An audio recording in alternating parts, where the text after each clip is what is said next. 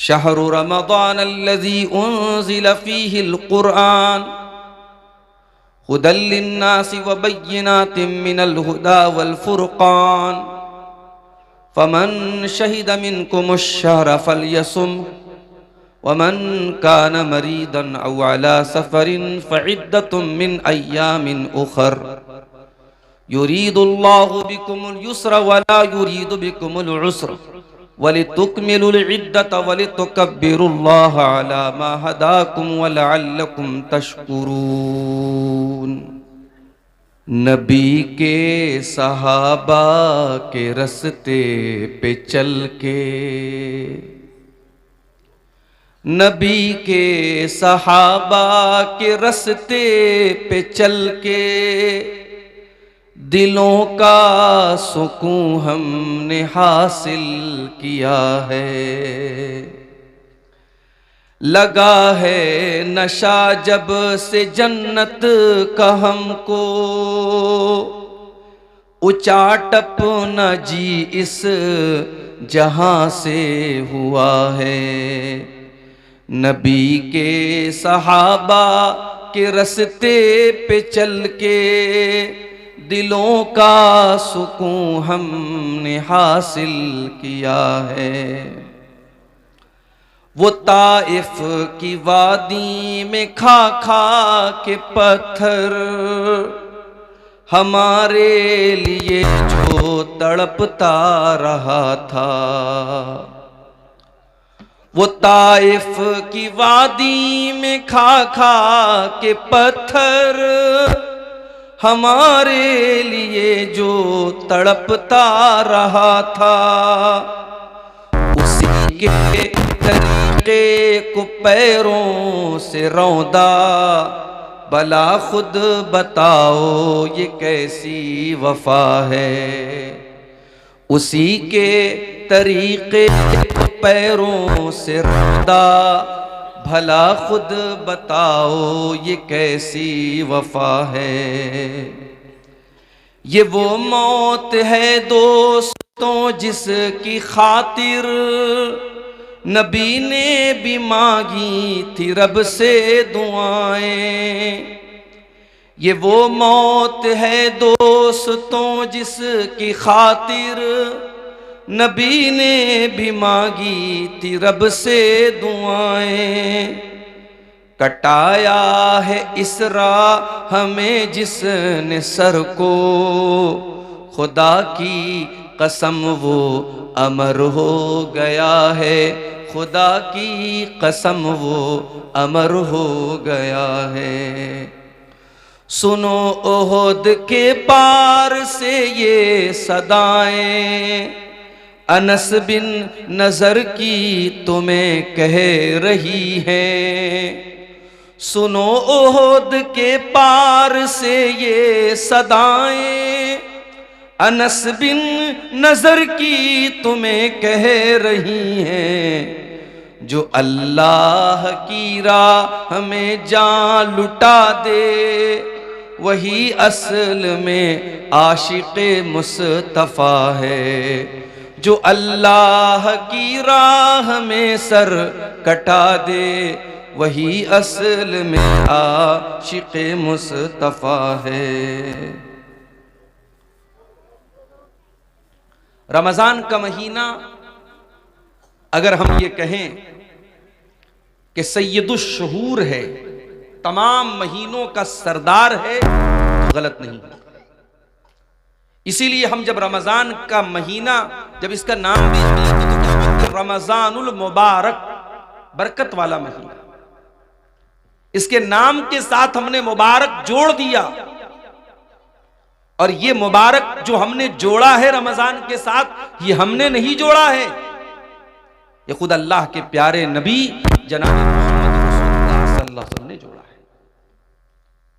रमजान का महीना जब आता था, अल्लाह के प्यारे नबी वेलकम करते थे, इस्तकबाल करते थे, सहाबे किराम को खुशखबरी देते थे।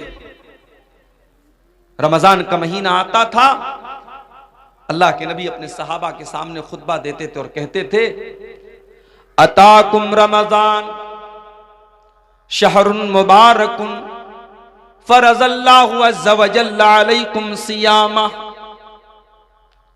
ऐ मुसलमानों, रमजान का महीना आ चुका है, बरकत वाला महीना, मुबारक महीना आ चुका है। जिस महीने के रोजे तुम्हारे ऊपर फर्ज है वो महीना आ चुका है। तुफ्तहु फी अब्वाबुस समा, इस महीने में आसमान के दरवाजे खोल दिए जाते हैं। वह तुगलक़ु फीही अब्वाबुल जहीम, और जहन्नम के दरवाजे बंद कर दिए जाते हैं। वह तुगल्लु फीही मरद, इस महीने के अंदर कैद कर दिया जाता है, जंजीरों में जकड़ दिया जाता है। लिल्लाहि फीही लैलतुन हिया खैरुम मिन अल्फि शहर, अल्लाह की कसम इस महीने में एक रात ऐसी है जो 1000 महीने से अफजल है। 1000 महीना 84 साल से भी ज्यादा। एक रात, इस महीने में एक रात, और रात किसको बोलते हैं? मगरिब बाद से लेकर के फजर तक का टाइम, यानी मैक्सिमम 12 घंटा, 12-13 घंटा। ये मगरिब बाद से लेकर के फजर तक का टाइम, ये एक रात, अल्लाह के नबी कह रहे हैं कि इस महीने में एक रात ऐसी है जो बेहतर है 1000 महीने से, 84 साल से बेहतर है। मन हुरिमा खैरहा फकद हुरिम, जो उस महीने, उस रात की भलाई से महरूम हो गया, जिसको शबे कद्र में नेकी करने का मौका नहीं मिला, शबे कद्र में तिलावत करने का मौका नहीं मिला, जो शबे कद्र में रात में तहज्जुद नहीं पढ़ सका, उससे बड़ा महरूम, उससे बड़ा बदनसीब कोई नहीं। वो महीना बिल्कुल दस्तक दे रहा है। 2 दिन के बाद मेरे प्यारे साथियों वो महीना शुरू हो जाएगा। आप शेरशाह वादियों में कल्चर है, जब कोई मेहमान आता है तो खाना बाद में देते हैं, पहले उसको नाश्ता पहले कराते हैं। मैंने जो आमतौर से महसूस किया है कि भाई उसको पहले उसमें प्लेट में या डब्बे में थोड़ा सा मीठा रख देते हैं, थोड़ी सी नमकीन रख देते हैं, कुछ ड्राई फ्रूट्स रख देते हैं, कहीं कहीं सेब की कुछ फाके रख देते हैं, अंगूर रख देते हैं। ये एक मेहमान नवाजी का तरीका है आपके शेरशाह वादी समाज में। क्यों करते हैं आप ऐसा? कि नहीं भाई हमारे दरवाजे पर मेहमान आया है, और मेहमान अगर बड़ा मेहमान हो, रिस्पेक्टेड हो, सम्मान के लायक हो, तो जाहिर है कि आप और ज्यादा उसकी इज्जत करते हैं। जितना बड़ा मेहमान है उसी के हिसाब से आप तैयारी करते हैं। ऐसा तो नहीं हो सकता कि मेहमान आपके घर में आए और कपड़े इधर पड़े हैं, गंदगी पड़ी है, घर में सफाई नहीं है। अगर ऐसा करेंगे तो यह माना जाएगा कि आपके अंदर मैनर नहीं है, आपके अंदर तौर तरीका नहीं है, तमीज नहीं है। मेहमान आने वाला होता है, हम अपने कमरों को सजाते हैं, अपने घर को सजाते हैं, साफ सफाई करते हैं। ये कॉमन सेंस की बात है जिस पर हम सब अमल करते हैं। मेरे प्यारे साथियों, रमजान का महीना भी तो एक मेहमान बन के आ रहा है। ऐसा मेहमान बन के आ रहा है जो अल्लाह की रहमतें लेकर के आ रहा है। ये महीना हमारे और आपके गुनाहों की बख्शिश का जरिया बन करके आ रहा है। हम अगर चाहें तो इस महीने में अपने गुनाहों को बख्शवा सकते हैं। इस महीने में तरावीह की नमाज पढ़ करके हम अल्लाह ताला के मुकर्रब बन सकते हैं। इस महीने का रोजा रख करके अल्लाह से अपने गुनाहों को माफ करवा सकते हैं। इस महीने में कुरान की तिलावत करके अपने गुनाहों के बादलों को हम छांट सकते हैं, साफ कर सकते हैं। होना तो ये चाहिए था, इस महीने के लिए हमारे दिलों में एक एक्साइटमेंट पैदा होती, एक उत्सुकता होती, और हम ज़हनी तौर पर इस महीने के इस्तकबाल के लिए तैयार होते। मगर क्या बात है, लोगों को फिक्र हो रही है कि साहब रमजान आएगा, क्या होगा, दोपहर का खाना कैसे खाएंगे हम। बाज लोग जब रमजान का जिक्र आता है ना तो क्या बोलते हैं, खा लो 2 दिन के बाद दोपहर का खाना नसीब नहीं होगा। यानी रमजान का नाम सुनते ही एक कुछ लोगों के दिल और दिमाग में एक मुसीबत आ जाती है कि यार बड़ी मुश्किल वाला महीना आ गया, 13-13 घंटे 14-14 घंटे भूखे रहना पड़ेगा, 1-1 घंटा 1.5 घंटा खड़े होकर तरावी की नमाज पढ़नी पड़ेगी, सुबह 4 बजे उठ करके सहरी खाना पड़ेगा। औरतों को अलग फिक्र रहती है, हमको ये बनाना पड़ेगा, वो बनाना पड़ेगा। अगर रमजान के ताल्लुक से ये निगेटिव सोच, ये मनफी सोच, ये नकारात्मक सोच आपके जहन में है तो मेरे प्यारे साथियों ये बहुत अफसोस की बात है। अगर आप वाकई में अल्लाह वाले हैं, अगर आप वाकई ईमान वाले हैं, तो आपको खुश होना चाहिए कि अल्लाह ताला आपकी जिंदगी में एक रमजान का महीना और दे रहा है। हमें से बहुत सारे लोग ऐसे हैं, पिछले साल भी नौशाद भाई की दावत पर आपके गांव में आया था, तकरीर करके चला भी गया था, और जहां तक मुझे याद है वो प्रोग्राम भी रमजान के पहले ही हुआ था। पिछले साल रमजान का महीना गुजरा था और आपके गांव के बहुत सारे लोग उस वक्त जिंदा थे जो आज जिंदा नहीं है, अल्लाह को प्यारे हो चुके हैं। उनमें बूढ़े भी होंगे, उनमें जवान भी होंगे, उनमें मर्द भी होंगे, उनमें औरतें भी होंगी। पिछले साल वो हमारे बीच में थे, इस साल हमारे बीच में नहीं है। मौत ने उनको हमसे दूर कर दिया, वो अल्लाह के पास चले गए और अल्लाह ताला ने हमारी जिंदगी में एक और रमजान का महीना दे दिया है। मेरे प्यारे भाइयों, हम वो खुश नसीब लोग हैं जो अपनी जिंदगी में एक रमजान और देखने वाले हैं इंशाअल्लाह। ये कोई मामूली बात नहीं है, ये अल्लाह ताला का बहुत बड़ा करम है, उसकी बहुत बड़ी कृपा, बहुत बड़ी मेहरबानी, बहुत बड़ी इनायत है कि वो एक रमजान हमको और दे रहा है। और रब्बे काबा की कसम, जिसको जिंदगी में एक रमजान एक्स्ट्रा मिल रहा है, वो उसके बराबर, वो इंसान जिसको उसके मुकाबले में एक रमजान कम मिला हो, वो दोनों कभी बराबर नहीं हो सकते। जिसको 2024 का रमजान मिला और 25 के आने से पहले वो अल्लाह के यहां चला गया, तो वो इंसान आपके बराबर नहीं हो सकता अगर वाकई में आप रमजान को रमजान की तरह गुजारेंगे। आइए मैं एक वाकया आपको सुनाता हूं। इब्ने माजा की सही रिवायत है। हदीस के रावी कौन है? अबू तलहा रजी अल्लाह ताला अन्हु। माफ कीजिएगा, तलहा, अबू तलहा नहीं, तलहा, अबू तलहा अलग है, तलहा अलग है। अबू तलहा अंसारी साहबी है और तलहा मुहाजिरीन में से है। हजरत तलहा रजी अल्लाह ताला अन्हु फरमाते हैं, ये तलहा बिन उबैदुल्लाह कौन है? जो उन 10 सहाबा में से जिनको अल्लाह के नबी ने जन्नत की खुशखबरी सुनाई थी।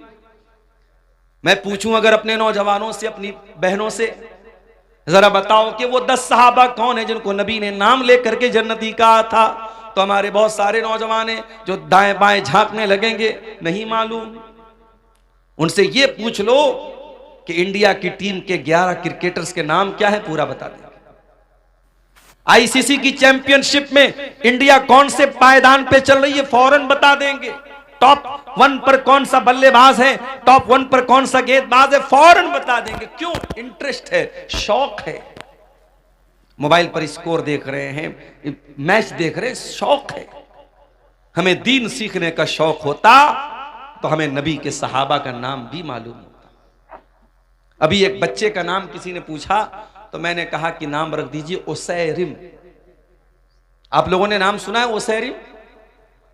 बोलो भाई, सुना है? किसका नाम है उसैरिम? बहुत प्यारा नाम है। अगर आपके घर में बच्चा पैदा हो, ये नाम रख देना, आगे पीछे कुछ लगा देना, मोहम्मद उसैरिम या अब्दुल्ला उसैरिम। उसैरिम नाम जो है ये उस सहाबी का नाम है जो जंगे बद्र के मौके पर ईमान लाए और ईमान लाते ही जंगे बद्र में शामिल हो गए और अल्लाह की राह में लड़ते लड़ते शहीद हो गए। उलमा ने लिखा है कि ये वो सहाबी हैं जिन्होंने एक टाइम की नमाज भी नहीं पढ़ी थी, ईमान लाए और ईमान लाते ही अल्लाह की राह में लड़ते लड़ते शहीद हो गए और जन्नत में जाएंगे। एक नमाज पढ़े बगैर भी जो जन्नत में जाएंगे, उस सहाबी का नाम है उसैरिम। अलिफ स्वाद या रामीम, उसैरिम। ये नाम रख सकते हैं आप। हम सहाबा के नाम पर अपने बच्चों के नाम रखो। 10 सहाबा जन्नती हैं। चलो मैं आपको गिना देता हूं। अबू बकर, उमर, उस्मान, अली, ये तो सब जानते हैं। उसके अलावा साद बिन अबी वक्कास रजी अल्लाह ताला अन्हु, सईद बिन ज़ैद रजी अल्लाह ताला अन्हु, अब्दुर्रहमान इब्न औफ रजी अल्लाह ताला अन्हु, अबू उबैदा इब्न जर्राह रजी अल्लाह ताला अन्हु, तलहा रजी अल्लाह ताला अन्हु, जुबैर रजी अल्लाह ताला अन्हु। ये टोटल 10 सहाबा हैं जिनका नाम लेकर के नबी ने जन्नती होने की बशारत सुनाई। उन 10 में से कौन है? तलहा बिन उबैदुल्लाह। उनकी रिवायत है, और रिवायत कहां है? इब्ने माजा के अंदर, बिल्कुल सही रिवायत है। कहते अल्लाह के नबी के पास 2 लोग आए बहुत दूर से। दोनों ने एक साथ इस्लाम कबूल किया। वो दोनों दोस्त भी हो सकते थे, दोनों पड़ोसी भी हो सकते थे, दोनों भाई भी हो सकते थे, हदीस में उसकी वजाहत नहीं है। दोनों एक ही इलाके के रहने वाले थे, दोनों ईमान लाए, एक साथ ईमान लाए, लेकिन उनमें से एक ज्यादा मेहनती था दूसरे के मुकाबले में। एक दीन के कामों में ज्यादा एक्टिव था, ज्यादा चुस्ती वाला था, फुर्तीला था। एक थोड़ा उससे कम मेहनत करता था, एक ज्यादा मेहनत करता था। होता है अपने घर में, हम देखते हैं एक आदमी ज्यादा मेहनती होता है, दूसरा कम होता है। एक उसमें से ज्यादा एक्टिव था, और वो जो ज्यादा एक्टिव था वो अल्लाह की राह में लड़ते लड़ते शहीद हो जाता है। उसका जो दोस्त होता है उसके 1 साल के बाद उसका इंतकाल होता है। पहला वाला जो मेहनती था वो अल्लाह की राह में लड़ते लड़ते शहीद होता है, दूसरा वाला नेचुरल तरीके से इंतकाल कर जाता है, मौत हो जाती है। हजरत तलहा कहते मैंने ख्वाब देखा कि मैं जन्नत के दरवाजे पर खड़ा हूं, इतने में जन्नत से एक निकलने वाला निकला, यानी फरिश्ता निकला, और जो इंसान बाद में जिसका इंतकाल हुआ था और जो दीन के मामले में कम मेहनत करता था, उस फरिश्ते ने उसको जन्नत में जाने की इजाजत दी कि तुम जन्नत में चले जाओ। उसके बाद उसने उससे कहा जो ज्यादा मेहनती था और अल्लाह की राह में जो लड़ते लड़ते शहीद हुआ था, उससे कहा तुम चले जाओ। उसके बाद वो फरिश्ता मेरे पास आया और उसने कहा फ़इन्नक लम यानी लका बादु, अभी तुम्हारे जन्नत में जाने का टाइम नहीं आया है। हजरत तलहा कहते तो उसके बाद मेरी नींद खुल गई। मैंने जब अपना ये ख्वाब सहाबा को बयान किया, फ़अजिबू लिज़ालिका, तो सहाबा को बहुत अजीब लगा कि ऐसा कैसे हो सकता है कि जो इंसान अल्लाह की राह में शहीद हो गया और जो दीन के मामले में ज्यादा मेहनत करता था वो बाद में जन्नत में जा रहा है, और जो नॉर्मल तरीके से मरा था वो पहले जन्नत में जा रहा है, ऐसा कैसे हो सकता है। सहाबा को इस बात पर बहुत ताज्जुब हुआ। जब ये बात अल्लाह के नबी तक पहुंची, आपने सहाबा से पूछा कि तुम्हें किस बात पर ताज्जुब हो रहा है। अय अल्लाह के नबी, हमें इसी बात पर ताज्जुब हो रहा है कि जो इंसान बाद में जिसका इंतकाल हुआ था वो जन्नत में पहले कैसे चला गया। आपने फरमाया अलैसा कद मकस बादहू सनतन, जिसका इंतकाल 1 साल बाद हुआ था, क्या अपने भाई के मरने के बाद 1 साल तक उसकी जिंदगी में 1 साल एक्स्ट्रा उसको मिला कि नहीं मिला, 1 साल ज्यादा मिला कि नहीं मिला। हाँ अल्लाह के नबी ज्यादा मिला। अलैसा कद अदरक रमजान व सामा, क्या उसकी जिंदगी में 1 रमजान और ज्यादा मिला कि नहीं मिला। हाँ अल्लाह के नबी 1 रमजान और ज्यादा मिला। क्या उसने जिंदगी में 1 रमजान का रोजा ज्यादा रखा कि नहीं रखा। हाँ अल्लाह के नबी उसने 1 रमजान का महीना रोजा ज्यादा रखा। क्या उसने 1 साल के अंदर अपने भाई के मुकाबले में 1 साल ज्यादा नमाज पढ़ी कि नहीं पढ़ी। हाँ अल्लाह के नबी उसने 1 साल ज्यादा नमाज पढ़ी। आपने फरमाया फमा बैनहुमा अबादु मिम्मा बैनल अर्दि वस्समा, उन दोनों के मकाम और मर्तबे के बीच में वही दूरी है जो आसमान और जमीन के बीच की दूरी है। ऐ मेरे सहाबा, जिसकी जिंदगी में 1 रमजान और मिल गया उसकी बराबरी कोई कर ही नहीं सकता। उसके उन दोनों के मर्तबे के बीच में उतना ही फासला है जितना आसमान और जमीन के बीच में है। ये हमारी खुशनसीबी है। अल्लाह हमें 1 रमजान और दे रहा है। अल्लाह चाहता, और अभी भी अगर अल्लाह चाहे, रमजान का चांद निकलने से पहले हमारी जान जा सकती है, कोई हादसा हो सकता है, कोई मुसीबत आ सकती है, कोई बीमारी आ सकती है। अल्लाह ताला हमें तौफीक दे रहा है कि हमें 1 रमजान और मिल रहा है। इसीलिए सहाबा किराम क्या करते थे, ताबईन क्या करते थे, वो रमजान का इंतजार किया करते थे और अल्लाह से दुआ किया करते थे, अल्लाहुम्मा बल्लिगना रमजान, आय अल्लाह तू रमजान तक हमको पहुंचा दे। आय अल्लाह इतनी जिंदगी दे दे, इतनी सांसें दे दे कि रमजान का महीना हमको मिल जाए। और रमजान में सारी मेहनत करते थे, अमल करते थे, और जब रमजान गुजर जाता था तो दुआ करते थे, अल्लाहुम्मा तक़ब्बल मिन्ना रमजान, आय अल्लाह हमने रमजान में जो तरावी की नमाज पढ़ी, जो रोजा रखा, जो तिलावत की, जो एतकाफ किया, जो भी हमने नेकी की, आय अल्लाह तू हमारी नेकी को कबूल कर ले।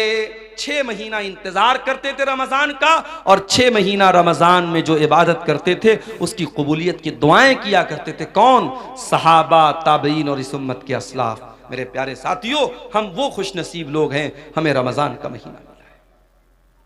अगर हमारे दिमाग में एक्साइटमेंट नहीं है, रमजान को लेकर के हमारे दिमाग में कोई तैयारी नहीं है, तो ये खतरे की घंटी है। हमें ये समझ लेना चाहिए कि हमारा ईमान बहुत कमजोर है। इसीलिए अल्लाह ताला कुरान में मुनाफिकों के बारे में कहता है, वलौ अरादुल खुरूज लअद्दू लहू उद्दतन। ये मुनाफिक लोग जो बहाना करते हैं कि हमारे पास जाने का सामान नहीं था, हमारे पास तैयारी होती तो हम भी जंग के मैदान में जाते, हम भी जंगे तबूक में शामिल होते। ऐ नबी, ये मुनाफिक लोग झूठ बोल रहे हैं। वलौ अरादुल खुरूज लअद्दू लहू उद्दतन, अगर वाकई में इन मुनाफिकों ने, अगर इनको जाने का इरादा होता तो इन्होंने तैयारी की होती। वलाकिन करिहल्लाहुम बिआतहुम फतब्बतहुम, लेकिन अल्लाह ताला को मंजूर यही था। ये काहिल लोग हैं, ये कामचोर लोग हैं, ये सुस्त लोग हैं। अल्लाह ताला को मंजूर ही नहीं था कि ये आपके साथ जंग के मैदान में जाएं, इसलिए अल्लाह ताला ने इनको बिठा दिया। वकील क़ुदू माल क़ौमिल क़ाइदीन, अल्लाह ने इनसे कह दिया कि जाओ, जो बैठ गए तुम भी उनके साथ बैठ जाओ, तुम्हें मोमिनों के साथ जाना नसीब नहीं होगा। इसलिए मेरे प्यारे साथियों, रमजान के महीने को लेकर के अगर दिल में एक तैयारी नहीं है तो हमारे और आपके लिए बहुत खतरे की घंटी है। मेरे साथ, रमजान का महीना वो महीना है, नबी अकरम मिंबर पे चढ़ते हैं। अबू हुरैरा रज़ी अल्लाह ताला अन्हु हदीस के रावी हैं। आप मिंबर पे चढ़ते और 3 मरतबा फरमाते आमीन आमीन आमीन। साहबा कहते हैं, अल्लाह के नबी क्या बात है, आप आमीन क्यों बोल रहे हैं 3 बार? आपने कहा, जब मैंने मिंबर की पहली सीढ़ी पर कदम रखा, जिब्रील आए और उन्होंने कहा कि जो इंसान रमजान का महीना पाए फलम युगफर लहू, और उसकी बख्शिश न हो सके, फकद अबदहुल्लाह, अल्लाह ताला अपनी रहमत से दूर कर दे उस इंसान को, बर्बाद हो जाए वो इंसान जो रमजान का महीना पाए और अपनी बख्शिश न करवा सके। जिब्रील ने ये बद्दुआ की और मुझसे कहा कि आमीन कहो, तो मैंने आमीन कहा।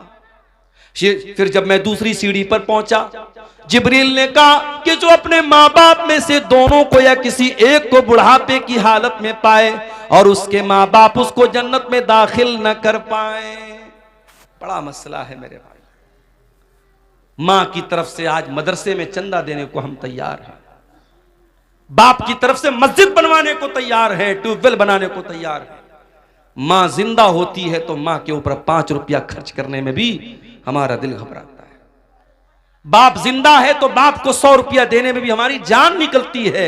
और मां के मरने के बाद और बाप के मरने के बाद बड़ी मोहब्बत हमारे दिल में पैदा हो जाती है और मस्जिदें बनवाते हैं, मदरसे बनवाते हैं। माफ करना मेरे प्यारे साथियों, जितना खर्च आप माँ बाप के मरने के बाद उनको सवाब पहुंचाने के लिए करते हैं, अगर उनकी जिंदगी में उतना खर्च करते तो शायद आप जन्नत में चले जाते।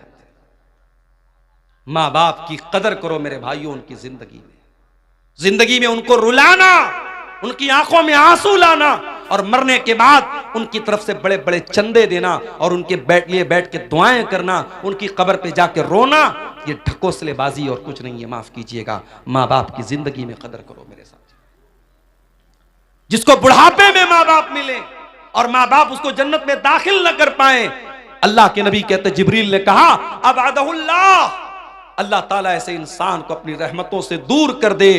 जिब्रील ने बद्दुआ की और मैंने कहा आमीन। उसके बाद जब मिंबर की तीसरी सीढ़ी पर मैं चढ़ा तो जिब्रील ने कहा, वो इंसान जिसके सामने ऐ नबी आपका नाम लिया जाए, जिसके सामने मोहम्मद कहा जाए सल्लल्लाहु अलैहि वसल्लम, और वो आपका नाम सुनने के बाद आपके ऊपर दरूद न पड़े, सल्लल्लाहु अलैहि वसल्लम न पड़े, उस इंसान के ऊपर भी अल्लाह की लानत बरसे, उस इंसान को भी अल्लाह अपनी रहमत से दूर कर दे। जिब्रील ने ये बद्दुआ की और मैंने आमीन कहा। ये 3 बद्दुआएं थीं जो फरिश्तों के सरदार ने बद्दुआ की थी और नबी ने आमीन कही थी। मेरे प्यारे साथियों, कितना बड़ा बदनसीब है वो इंसान जिसकी जिंदगी में रमजान का महीना आए और वो अब अल्लाह ताला के यहां अपनी बख्शिश न करवा सके। और ये भी याद रखिए, कुरान करीम में अल्लाह ताला ने अगर किसी एक महीने का नाम लिया है तो वो भी सिर्फ और सिर्फ रमजान का महीना है। महीने तो 12 हैं, मगर अल्लाह ने सिर्फ एक महीने का नाम दिया है, और वो महीना रमजान का महीना है। और जब अल्लाह ने रमजान के महीने का नाम लिया कुरान के दूसरे पारे में, तो क्या कहा अल्लाह ने? अल्लाह ने यह नहीं कहा रमजान रोजे का महीना है, अल्लाह ने यह नहीं कहा रमजान तरावी का महीना है, अल्लाह ने यह नहीं कहा रमजान एतिकाफ का महीना है, अल्लाह ने ये नहीं कहा रमजान ज़कात का महीना है। अल्लाह ने फरमाया शहरु रमज़ान अल्लज़ी उन्ज़िला फ़ीहिल कुरान, रमजान का महीना वो महीना है जिसमें कुरान उतारा गया। हुदल लिन्नास, और ये कुरान सारी मानवता के लिए मार्गदर्शन का काम करता है, सारी इंसानियत को सच्चाई का रास्ता दिखाता है। हुदल लिन्नास वबय्यिनातिम मिनल हुदा वल फुरकान, और कुरान की आयतें सच्चाई को खोल खोल के बयान कर देती हैं, हक और बातिल को खोल खोल के बयान कर देती हैं। पता ये चला कि कुरान वो रमजान वो महीना है जिसमें कुरान उतरा था। अच्छा, अब एक सवाल ये पैदा होता है कि कुरान तो इकट्ठा नहीं उतरा, कुरान तो अल्लाह के नबी के ऊपर थोड़ा थोड़ा 23 साल में उतरा, तो फिर इसका क्या मतलब है कि कुरान रमजान के महीने में उतरा? तो इसको भी नोट कर लो कि कुरान दो तरीके से उतरा है। एक तो कुरान लौहे महफूज से मुकम्मल आसमान दुनिया पर, ये जो आसमान हमको नजर आता है ना, ये जो पहला आसमान है इसका नाम आसमान दुनिया है। दुनिया मतलब करीब, क्योंकि ये आसमान हमसे सबसे ज्यादा करीब है, इसलिए इसको आसमान दुनिया कहा जाता है। इसके ऊपर 6 आसमान और हैं। तो अल्लाह ताला ने लौहे महफूज से आसमान दुनिया पर जो कुरान उतारा है वो रमजान के महीने में उतारा है अपने प्यारे नबी के ऊपर, रमजान के महीने की आखिरी अशरे की किसी रात में। और वो रात कौन सी है? ये वही रात है जिसको लैलतुल कद्र कहा गया, और जिसके बारे में अल्लाह ने कुरान की सूरत नाजिल की, इन्ना अंज़लनाहु फी लैलतिल कद्र वमा अदराका मा लैलतुल कद्र लैलतुल कद्र खैरुम मिन अल्फि शहर। ऐ मेरे नबी, इस कुरान को हमने लैलतुल कद्र में उतारा है, और आप क्या जाने के लैलतुल कद्र क्या है? लैलतुल कद्र खैरुम मिन अल्फि शहर, लैलतुल कद्र तो 1000 महीने से बेहतर है। तो एक तो कुरान अल्लाह ताला के यहां से आसमान पर उतरा, फिर वहां से थोड़ा थोड़ा करके हमारे नबी के ऊपर उतरा है। इसलिए अल्लाह कह रहा है कि रमजान का महीना वो महीना है जिसमें कुरान उतारा गया है। और आज अफसोस की बात है, हमारा वो नौजवान जो 24 घंटे में हजारों बार मोबाइल खोलता है कि व्हाट्सएप पर किसका मैसेज आया, इंस्टा पर किसका मैसेज आया, फेसबुक की पोस्ट को कितने लोगों ने लाइक कर लिया, और इंस्टाग्राम के फोटो को कितने लोगों ने लाइक कर लिया, व्हाट्सएप के स्टेटस को कितने लोगों ने देख लिया। एक एक मैसेज को पढ़ता है, एक एक लाइक को देखता है। लोगों के लाइक की इतनी परवाह करने वाला इंसान, शायद इतनी मर्तबा तूने कुरान को पढ़ा होता तो अल्लाह तुझे लाइक कर देता। अगर तूने कुरान से इतना ताल्लुक जोड़ा होता तो अल्लाह की नजर में तू पसंदीदा हो जाता। मेरे प्यारे साथियों, आप जिससे मोहब्बत करते हैं उसके मैसेज का इंतजार करते हैं। अगर आप अब्दुल गफ्फार साहब से मोहब्बत करते हैं और आपने उनको मैसेज किया है और आपके मैसेज को उन्होंने ओपन तक नहीं किया, खोला तक नहीं, और आपसे 1 साल के बाद अब्दुल गफ्फार साहब मिले और कहा कि अरे यार क्या हाल चाल है, दोस्ती का आपको जो है दम भरने की कोशिश की और दोस्ती का नाम लिया, तो आप गुस्से में कहेंगे कि अरे भाई जाओ, आप तो इतने बड़े इंसान हैं कि आपने मेरा मैसेज तक खोल के नहीं देखा, आप क्या दोस्ती की बात करते हैं। दुनिया में हम देखते हैं कि दोस्त का मैसेज आता है तो ऐसा नहीं हो सकता कि हम दोस्त भी माने और उसका मैसेज इग्नोर कर दें। मेरे प्यारे साथियों, अल्लाह का कलाम और अल्लाह का मैसेज है ये कुरान, और ये कुरान आज हमारे घरों में गर्द खा रहा है, धूल और मिट्टी खा रहा है। कुरान रखा हुआ है रेशम के कपड़े में लपेटकर, उस कुरान को कभी खोलने की हम कोशिश तक नहीं करते। मेरे प्यारे साथियों, यही वजह है कि हमारे दिल कठोर से कठोर होते चले जा रहे हैं, हमारे दिलों पर ताले लगे हुए हैं। दिल के ताले को अगर खोलना है तो कुरान से अपना ताल्लुक जोड़ लो। मेरे प्यारे साथियों, कुरान कहता फला यतदब्बरूनल कुरान माला कुलूबिन अक़फ़ालुहा, तुम कुरान के ऊपर गौर क्यों नहीं करते? कहीं ऐसा तो नहीं तुम्हारे दिलों के ऊपर ताले लगे हुए, कहीं ऐसा तो नहीं कि तुम्हारे दिल लॉक हो चुके, तुम्हारे दिल का पासवर्ड कुरान है, तुम्हारे दिल का पैटर्न कोड कुरान है, तुम्हारे दिल के लॉक को अनलॉक करने का तरीका कुरान के अंदर गौर करना है। जब तुम कुरान के ऊपर गौर करोगे तो तुम्हारे दिल का लॉक खुल जाएगा। हमारे दिल की क्या हैसियत है? कुरान तो वो किताब है, अल्लाह कहता है लौ अंजलना हाज़ल कुरान अला जबलिन, इस कुरान को हमने किसी पहाड़ के ऊपर भी उतारा होता, लराइतहु खाशिअम मुतसद्दिया, तो तुम देखते कि पहाड़ भी अल्लाह के खौफ से रेजा रेजा हो जाता। तरावी पढ़ाने वाले को कितना पैसा देते हो? बास जगहों पर तो साहब मसला लोग पूछते हैं, मौलवी साहब तरावी पढ़ाने वाले को पैसा देना जायज है कि नहीं? अच्छा, मतलब तुम ये पूछ रहे हो कि तरावी पढ़ाने वाले को पैसा देना जायज है कि नहीं? वो बेचारा पूरे महीने खड़ा होकर के तरावी की नमाज में कुरान पढ़ा रहा और तुम उसको चंद पैसे देते हो, तो मसला पूछ रहे हो कि पैसा देना जायज है कि नहीं? शर्म आनी चाहिए और चुल्लू भर पानी में डूब मरना चाहिए। फ्री है। झाड़ू लगाने वाला भी आपके मोहल्ले में आता है तो उसकी तनख्वाह लेता है। ऐ मुसलमान, तूने सबसे हकीर समझा है तो कुरान को समझा है। कुरान पढ़ने पढ़ाने वाले का उसने पैसा मांग लिया तो जान निकलती है तेरी। पिछले साल एक न्यूज मैंने पढ़ी थी, गुजरात में अहमदाबाद में एक हाफिज साहब ने तरावी की नमाज पढ़ाई थी। उनको वहां की जो मस्जिद के मुसल्लियान थे, किसी ने खुश होकर के 4 व्हीलर दे दी थी। 4 व्हीलर की चाबी के साथ हाफिज साहब का फोटो आया। हमारे यहाँ तो लोग सुन करके साहब बेहोश हो जाएंगे, अरे तरावी पढ़ाने वाले को 4 व्हीलर मिल गई। तरावी पढ़ाने वाला, कुरान पढ़ने वाला, कुरान पढ़ाने वाला तुम्हारी नजर में हकीर होगा, मेरे रब की नजर में वो हकीर नहीं है। मेरे प्यारे साथियों, मेरे रब की नजर में कुरान पढ़ाने वाले का इतना ऊंचा मकाम है, नबी की नजर में इतना ऊंचा मकाम है। अल्लाह के नबी फरमाते खैरुकुम मन तअल्लमल कुरान व अल्लमहु, तुम में सबसे बेहतरीन इंसान वो है जो कुरान को पढ़ता है, पढ़ाता है, कुरान को सीखता है, सिखाता है। याद रखो मेरे प्यारे साथियों, आप कब्र में जाएंगे वहां भी ये कुरान आपके काम आएगा। कब्र में सवाल पूछा जाएगा, मुनकर नकीर सवाल पूछेंगे, मन रब्बु का, तेरा रब कौन है? मन नबियों का, तेरे नबी कौन है? मां दीनों का, तेरा दीन क्या है? 3 सवाल होगा कब्र में, 3 सवाल होगा। और माफ करना, इन तीनों सवालों का जवाब मैथमेटिक्स की किताबों में नहीं मिलेगा, साइंस और जियोग्राफी की किताबों में नहीं मिलेगा, हिस्ट्री की किताबों में नहीं मिलेगा, भूगोल की किताबों में नहीं मिलेगा। इन तीनों सवालों का जवाब कहां मिलेगा? जब मोमिन सही जवाब देगा, मेरा रब अल्लाह है, मेरे नबी मोहम्मद सल्लल्लाहु अलैहि वसल्लम है, मेरा दीन इस्लाम है, तो फरिश्ता पूछेगा वमा युद्री का, तुझे इन तीनों सवालों का जवाब कैसे पता चला?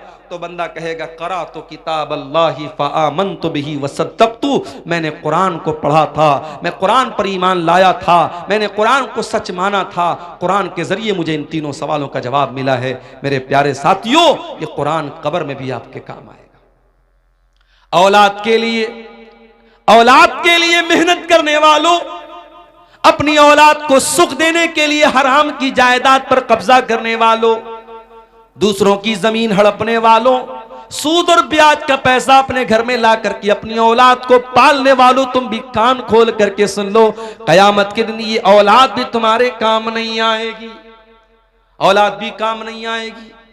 कुरान कहता है यौम यफ़िरुल मरउ मिन अखी व उम्मिही व अबी व साहिबतिही व बनी, कयामत के दिन इंसान अपनी माँ को देख करके भागेगा, अपने बाप को देख करके भागेगा, अपनी बीवी को छोड़ करके भागेगा, अपने भाई को छोड़ करके भागेगा, अपनी बीवी बच्चों को छोड़ करके भागेगा, अपनी औलाद को छोड़ करके भागेगा। क्यों भागेगा? लिकुल्लि इम्रिइम मिनहुम यौमइज़िन शानु युग़नी, इसलिए कि कयामत के दिन किसी के पास इतनी फुर्सत नहीं होगी कि वो दूसरे का हाल चाल ले। कयामत के दिन तो नफ्सी नफ्सी का आलम होगा, हर इंसान को अपनी पड़ी होगी, वहां औलाद भी आपके काम नहीं आएगी। लेकिन एक चीज कयामत के दिन भी काम आएगी, कौन सी चीज? नबी फरमाते हैं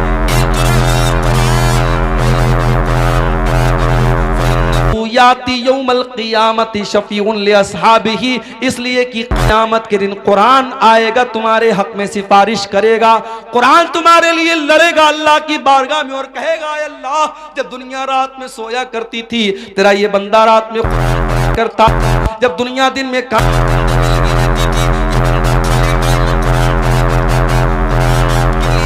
और कुरान आपके लिए हुज्जत बनेगा, दलील बनेगा कयामत के दिन। रमजान का महीना कुरान का महीना है मेरे साथ, कोशिश करो। मैं ये नहीं कहता कि आप इतना कुरान खत्म कर लो, मैं ये नहीं कहता कि आप डेली एक कुरान खत्म कर लो, वो सबके बस की बात नहीं है। उलमा ने यह भी लिखा है 3 दिन से कम टाइम में कुरान खत्म करना मना है, मगर रमजान का महीना या और कोई ऐसा टाइम जिसमें ज्यादा नेकी करने का हुक्म दिया गया है, उसमें आपको मना नहीं है। उसमें आप अगर चाहें तो रमजान में डेली आप एक कुरान खत्म कर सकते हैं। बल्कि बाज उलमा, बाज अइम्मा से साबित है कि वो रमजान में डेली एक कुरान खत्म करते थे। आम दिनों में मना है कि 3 दिन से कम टाइम में कुरान खत्म ना किया जाए, ताकि बहुत जल्दी जल्दी कुरान ना पढ़ा जाए, कुरान को समझ के पढ़ा जाए। मगर रमजान के महीने में आप जितनी स्पीड के साथ और जितना ज्यादा कुरान पढ़ें, कोई हरज की बात नहीं। आप तिलावत सही करें, अच्छे अंदाज में करें, जल्दबाजी के चक्कर में कुरान का माना और मतलब ना खराब करें। लेकिन अगर आप जितना भी पढ़ सकते हैं कुरान ज्यादा ज्यादा पढ़ें। मैं एक आपको तरीका बताता हूं। हमारे यहाँ जो वो कुरान होता है हाफिजी कुरान, जिसमें से हमारे हाफिज लोग कुरान देख करके याद करते हैं, अगर आप उस कुरान को अपने सामने रखें, उसमें एक पारे में 20 पेज होते हैं। आपको क्या करना है, हर नमाज के पहले अजान हुई जोहर की, अल्लाहु अकबर, आप मस्जिद में पहुंच जाओ और अजान के बाद आप मस्जिद में पहले 2 रकात सुन्नत पढ़ लो और बैठ करके 2 पेज आप उसको पढ़ लो। सिर्फ 2 पेज। 2 पेज पढ़ने में 5 मिनट लगेगा आपको। हाफिजी कुरान की बात कर रहा हूं, जो 16 लाइन का 15 लाइन का आता है, आयत पर शुरू होता है, आयत पर खत्म होता है, उस कुरान की बात कर रहा हूं। 2 पेज आपने पढ़ लिया नमाज के पहले। अब जोहर की नमाज आपने पढ़ी, जोहर की नमाज के बाद सुन्नत आपने पढ़ लिया, 2 रकात या 4 रकात, जितनी भी अल्लाह ने आपको तौफीक दी। उसके बाद आप बैठे हैं मस्जिद में, अब फिर कुरान खोलिए और 2 पेज और पढ़ लीजिए। 2 पेज नमाज के पहले, 2 पेज नमाज के बाद, 4 पेज हो गए। ऐसा ही आप 5 टाइम की नमाज में कर लीजिए। सिर्फ इतना कर लीजिए आप रमजान में कि हर नमाज के पहले 2 पेज पढ़ना है, हर नमाज के बाद 2 पेज पढ़ना है। 5 टाइम की नमाज में आपके 20 पेज हो जाएंगे। एक पारा आपका आराम से डेली, आप कोई एक्स्ट्रा टाइम आपको नहीं निकालना पड़ा। 5 मिनट आपने नमाज के पहले निकाला, 5 मिनट नमाज के बाद निकाला। आप हर नमाज के बाद इस तरीके से भी करेंगे, एक्स्ट्रा टाइम नहीं भी निकालेंगे, तो कम से कम एक कुरान तो आप रमजान में खत्म कर लेंगे इंशाअल्लाह। ये एक मैं तरीका आपको बता रहा हूं। रमजान कुरान का महीना है मेरे साथियों, तवज्जो दो। और 2 तरीके की तिलावत करो। एक तो ये तरीका कि बस पढ़ना है, सिर्फ पढ़ेगा तो भी सवाब मिलेगा, और एक तिलावत और करो कि समझ करके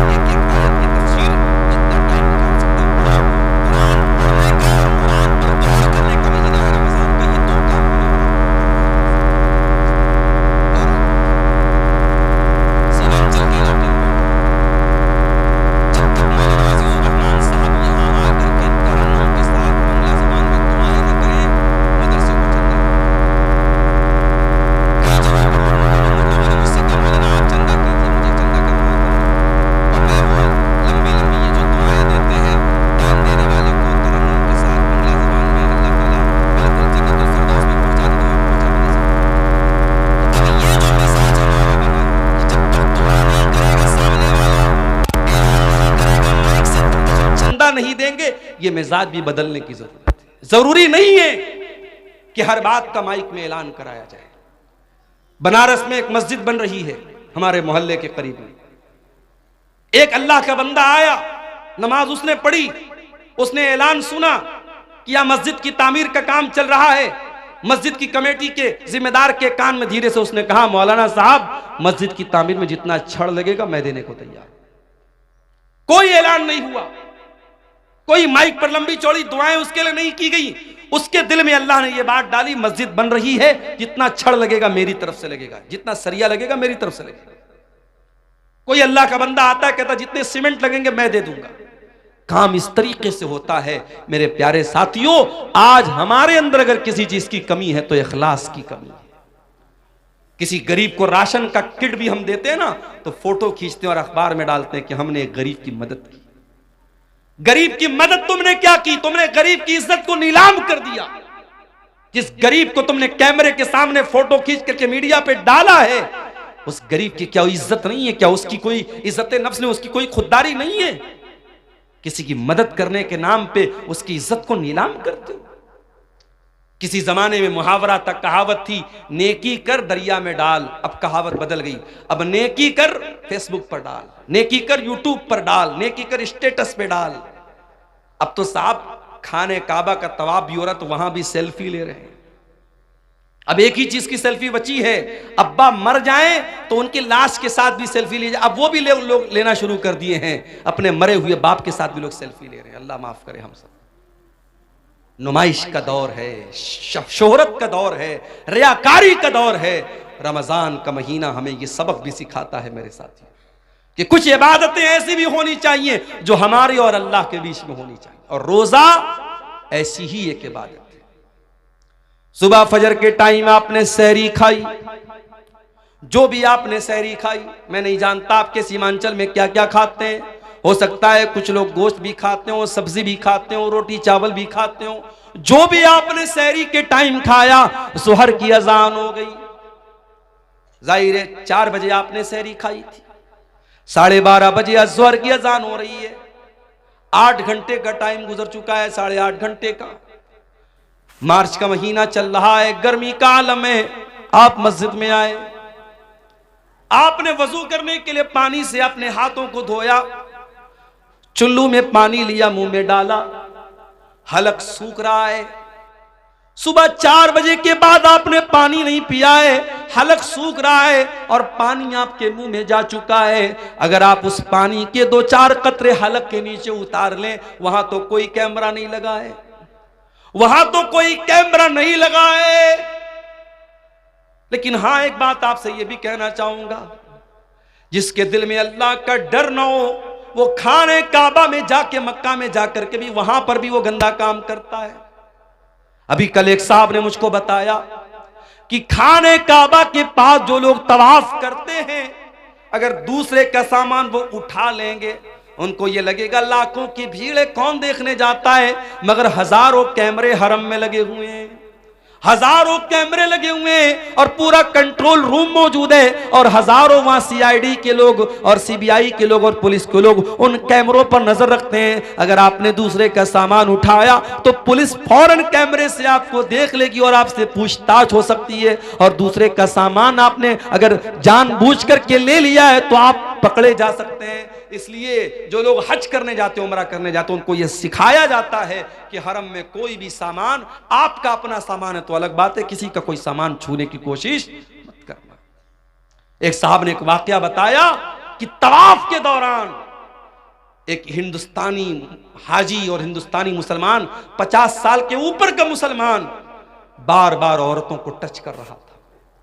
तवाफ के दौरान वो गंदा इंसान बार बार औरतों को टच कर रहा था, और कैमरे की नजर से जो कंट्रोल रूम में पुलिस वाले मौजूद थे, वो बार बार देख रहे थे कि ये इंसान एक बार नहीं, 2 बार नहीं, इसने 20 बार ऐसा किया। पुलिस ने उसको अरेस्ट कर लिया। जब जेल में पहुंचा है वो इंसान, उसके जवान बेटे पहुंचे, उसकी बेटियां पहुंची, नहीं हमारा बाप इतना गंदा काम नहीं कर सकता। पुलिस वालों ने कैमरे की क्लिप ला के सामने रख दी, तो देख लो तुम्हारे बाप ने क्या किया है। इसका मतलब यह हुआ कि जो ठरकी इंसान होता है, जो गंदा इंसान होता है, जिसके दिमाग में शैतान भरा होता है, वो मक्के में पहुंच जाए, खाने काबा के पास पहुंच जाए, वहां भी उसके दिमाग की गंदगी खत्म नहीं होती है मेरे साथी। आपको खाने काबा के पास भी इतना गंदा काम करने से अगर कोई चीज रोक सकती है, अल्लाह का डर और अल्लाह का तकवा ही रोक सकता है। और रमजान का रोजा हमें यही सिखाता है मेरे साथियों। सुबह 4 बजे हमने सहरी में पानी पिया है, जुहर के वजू में पानी के कतरे मुंह के अंदर जा रहे हैं, 2-4 कतरे हलक के नीचे चले जाएं, कौन देखने जाता है। मगर बंदा दो चार कतरे भी अपने हलक के नीचे जाने नहीं देता है। क्यों?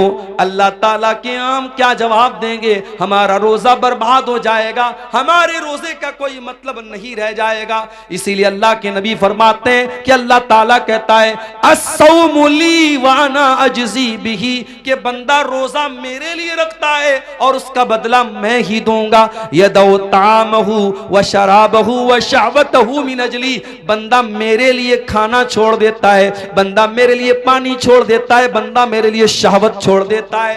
बीवी मौजूद है, बीवी के पास नहीं जाता, खाना मौजूद है, खाना नहीं खाता है, पानी मौजूद है, पानी नहीं पीता है। अल्लाह के लिए रोजा हमें इखलास सिखाता है, रोजा हमें अल्लाह का डर सिखाता है। रोजे से सबसे बड़ा मकसद मेरे प्यारे साथियों यही है कि हमारे दिलों में अल्लाह का तकवा पैदा हो जाए। इसीलिए अल्लाह कुरान के दूसरे पारे में कहता है या अय्युहल्लज़ीना आमनू कुतिबा अलैकुमुस्सियामु कमा कुतिबा अलल्लज़ीना मिन क़ब्लिकुम लअल्लकुम तत्तक़ून, ऐ ईमान वालो तुम पर रोजे फर्ज किए गए जिस तरीके से तुमसे पहले के लोगों पर फर्ज किए गए, ताकि तुम मुत्तकी बन जाओ, ताकि तुम्हारे दिलों में अल्लाह का तकवा, अल्लाह का डर पैदा हो जाए। तो रमजान के अंदर तकवा पैदा करो मेरे साथियों। और आगे बढ़िए, रमजान के अंदर एक काम हमें और भी करना है। रमजान दुआ का महीना है।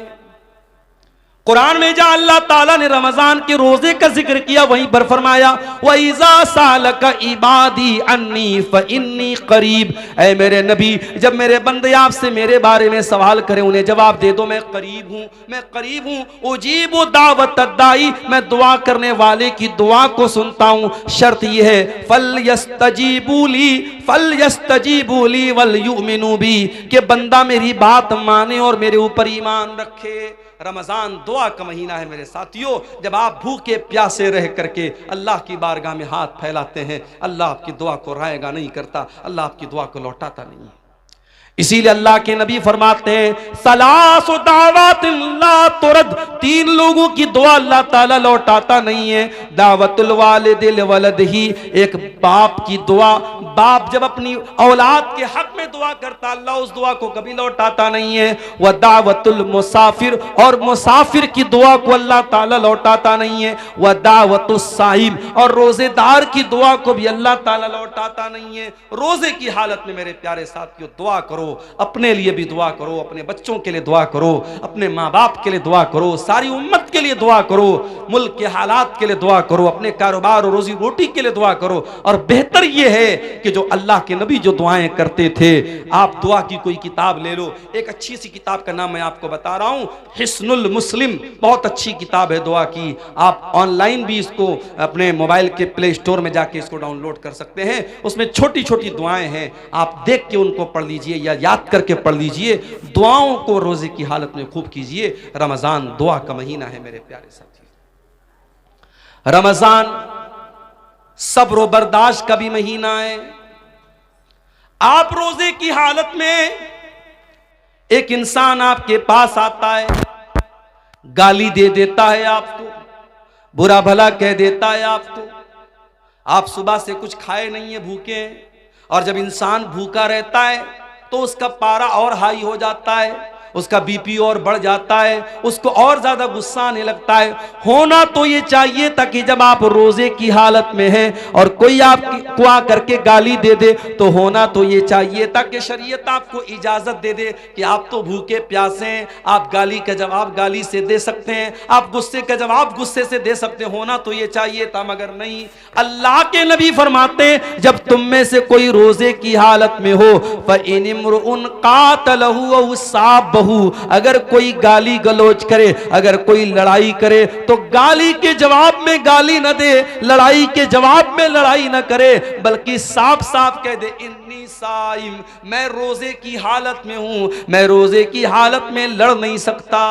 ओ लोगों जो रोजे की हालत में गाली गलोच करते हो, ओ लोगों जो रोजे की हालत में लोगों से लड़ाई झगड़े करते हो, खबरदार खबरदार, तुमने रोजे का मतलब ही नहीं समझा। रोजा सिर्फ खाने से रुकने का नाम नहीं, पानी से रुकने का नाम नहीं। अल्लाह के नबी फरमाते हैं मल्लम यदा कौल ज़ूर वल अमल बिही, जो झूठी बात को अपनी जबान से निकालता मानता है और झूठी बात पर अमल करता है, फलैसा लिल्लाहि हाजतुन, तो अल्लाह को कोई जरूरत नहीं कि वो अपना खाना छोड़ दे, पानी छोड़ दे।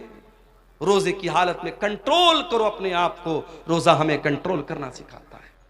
रोजा हमें यह सिखाता है अगर अल्लाह के हुक्म पर हम खाना छोड़ सकते हैं, पानी छोड़ सकते हैं, बीवी हलाल है, बीवी को के करीब नहीं जाते हैं, खाना हलाल है, खाना नहीं खाते हैं, पानी हलाल है, पानी नहीं पीते हैं, अगर अल्लाह के हुक्म पर हलाल छोड़ सकते हैं तो बीड़ी पीने वालों तुम बीड़ी क्यों नहीं छोड़ सकते? सिगरेट पीने वालों तुम सिगरेट क्यों नहीं छोड़ सकते? तंबाकू खाने वालों तुम तंबाकू क्यों नहीं छोड़ सकते? ओ शराब पीने वालों तुम शराब क्यों नहीं छोड़ सकते? जब अल्लाह के हुक्म पर 1 महीने के तुम हलाल छोड़ सकते हो तो जो चीजें हराम है, जो चीजें नुकसानदेह हैं, जो चीजें तुम्हारी सेहत के लिए हानिकारक हैं, जो तुम्हारे शरीर को नष्ट कर रही है, बर्बाद कर रही है, वो गुटखा, वो खैनी, वो तंबाकू, वो सिगरेट, वो बीड़ी तुम क्यों नहीं छोड़ सकते हो?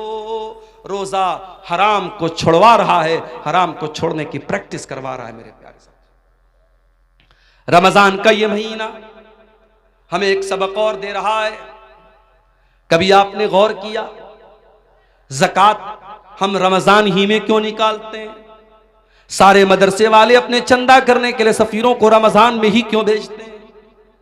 90% पूरी दुनिया के मुसलमान रमजान में ज़कात क्यों निकालते हैं? क्योंकि रमजान का महीना सखावत का महीना है, दान करने का महीना है, अल्लाह की राह में देने का महीना है। हजरत अब्दुल्ला बिन अब्बास कहते हैं कि अल्लाह के प्यारे नबी सबसे ज्यादा सखावत किया करते थे, और जब रमजान का महीना आता था और अल्लाह के प्यारे नबी जिब्रील से मिलकर के कुरान पढ़ा करते थे, कुरान का दौर किया करते थे, तो आपकी सखावत और बढ़ जाती थी। आप तेज चलने वाली आंधी से भी ज्यादा सखावत करते थे। रमजान में सखावत करो मेरे साथियों।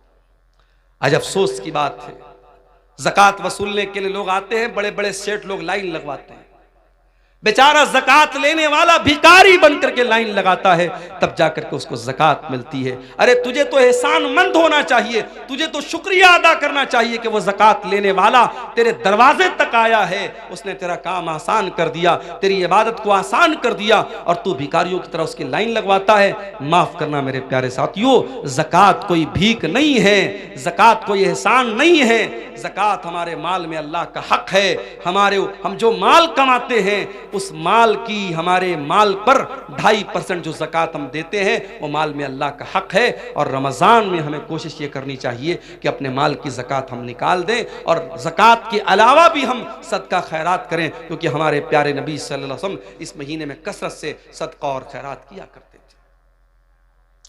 रमज़ान का ये महीना एक सबक हमें और भी देता है। दुनिया में करोड़ों लोग ऐसे हैं जिनको दोनों टाइम का खाना नसीब नहीं होता। हम और आप आराम से अपने घर में देसी मुर्गा खा रहे हैं, गाय का गोश्त, जो भी आपके यहां जानवर ज़बा होता है, आप हलाल जानवरों का गोश्त खाते हैं। जो भी आपको अल्लाह ताला ने नेमतें दी आप उसको खाते हैं। लेकिन दुनिया में करोड़ों इंसान ऐसे हैं जो भूखे और प्यासे रहते हैं, उनके पास खाने को खाना नहीं है। मेरे प्यारे साथियों, रमजान का महीना वो महीना है जिस महीने में आप 13-14 घंटे भूखे रहते हैं। अमीर को भी भूखा रहना है, गरीब को भी रहना है, करोड़पति को भी रहना है, और एक सामान्य आदमी को भी रहना है। ये रमजान में भूखे रह करके आपको ये सबक सिखाया जाता है कि ऐ मेरे बंदो, तुम तो अपनी मर्जी से भूखे हो, तुम्हारे पास खाना है तब भी तुम नहीं खाते हो, तुम्हारे पास पीने को चीजें तब भी तुम नहीं पीते हो। इस दुनिया में करोड़ों लोग ऐसे हैं जो मजबूरी की वजह से भूखे रहते हैं, उनके पास कोई चीज नहीं कि वो खा सके, वो बेचारे न खाने को कुछ है न पानी को कुछ है।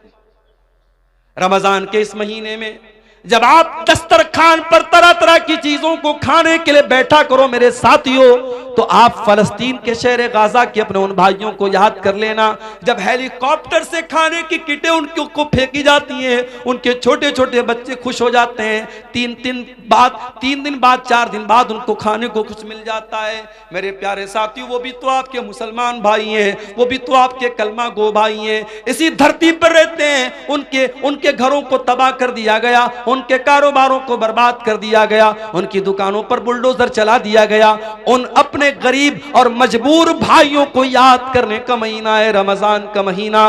उन भूखों की भूख का एहसास हमको दिलाता है और ये एहसास होता है कि अल्लाह हम तो अपनी मर्जी से भूखे हैं, ये तो बेचारे मजबूरी में भूखे हैं। उन भूखों को खाना खिलाने की फिक्र करने का जज्बा रमजान हमारे अंदर पैदा करता है। इसीलिए अल्लाह के प्यारे नबी ने रमजान के महीने में रोजेदार को इफ्तार कराने की बहुत फजीलत बयान की और आपने कहा मन फत्तर साइमन, जो किसी रोजेदार को इफ्तार कराता है तो जितना रोजा रखने वाले को सवाब मिलेगा उतना ही इफ्तार कराने वाले को सवाब मिलेगा। मेरे प्यारे साथियों, रमजान में हमने साउथ इंडिया में देखा कि लोग रात रात भर सहरी खिला रहे हैं, इफ्तार का इंतजाम करा रहे हैं। हरम के अंदर आप कभी रमजान में आपको उम्रा करने का मौका मिले, आप जाके देखिए, कहीं पे बिस्किट बट रहा है, कहीं पे केक बट रहा है, कहीं पे खजूर बट रही है, कहीं पे जमजम बट रहा है।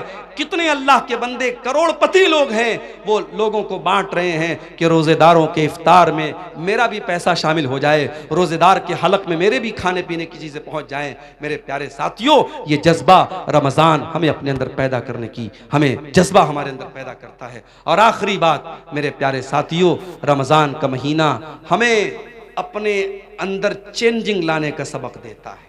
जैसे ही रमजान का महीना आएगा हमारी जिंदगी चेंज हो जाएगी। ऐसे आम तौर से जो लोग फजर में भी उठते हैं, वो फजर में उठते हैं, नमाज पढ़ते हैं, लेकिन रमजान के महीने में आप फजर से भी 1 घंटा पहले उठते हैं, ब्रश करते हैं, बाथरूम जाते हैं, उसके बाद आप बैठ करके सहरी करते हैं, फिर दिन में आपकी आदत है 11 महीने आप दोपहर का खाना खाते हैं, सुबह 10 बजे नाश्ता करते हैं। रमजान के महीने में कोई नाश्ता नहीं, कोई दोपहर का खाना नहीं, सुबह सहरी आपने खाई, फिर डायरेक्ट आप इफ्तार के टाइम खाते हैं। सोने का टाइम बदल गया, खाने का टाइम बदल गया।